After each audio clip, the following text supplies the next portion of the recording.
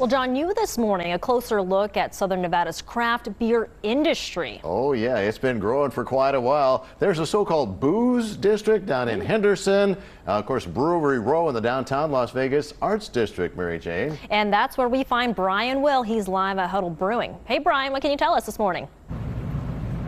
Hey, good morning, guys. What's better than beer, especially in the morning? And joining me this morning is the co-founder of Huddle here. It is Skip Northwick. Now, Skip, we're here this morning in your kind of tap room area, but you're going to show us a little bit about how beer is made.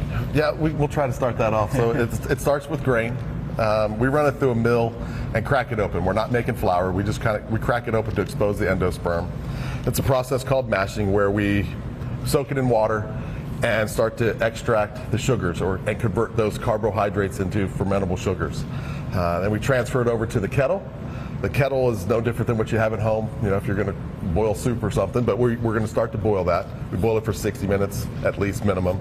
That's where we can start to add some flavor to the beer. We'll put that third option in there. We talked about hops in there. We'll start to get some of the bitterness that most beers have, and depending on the beer style, you can have a big wide range of bitterness. Then we go into the whirlpool, and this is one of the most critical stages where we have to take the water from boiling, or the wort from boiling, and get it cooled down to 70 degrees in order to start fermentation and add the yeast to it, because that is a living organism. We're fortunate with our equipment. We have a whirlpool that starts to clean the beer up, and it drops it to about 185 degrees. And then we take it to 70 degrees in about 8 seconds. That's incredible that you can do it so quickly. And you said that's one of your newer devices or instruments that you have here. We're really fortunate here to have some very new equipment. So technology has been wonderful. It's sped up the process of making beer, and we're able to control some more of the variables in the beer. And then we'll transfer it into a fermentation tank. We'll add the yeast, and that's when we officially have beer. The minute the yeast hits it, we start that process of making alcohol. It's now beer.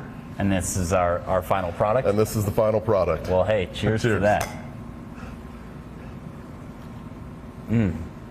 Ooh, that's good. We'll send it back over to you guys.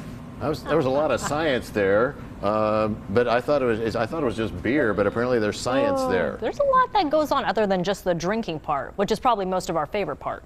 John? Thank you very much, and we appreciate the Dr. Science lesson there. 5-4.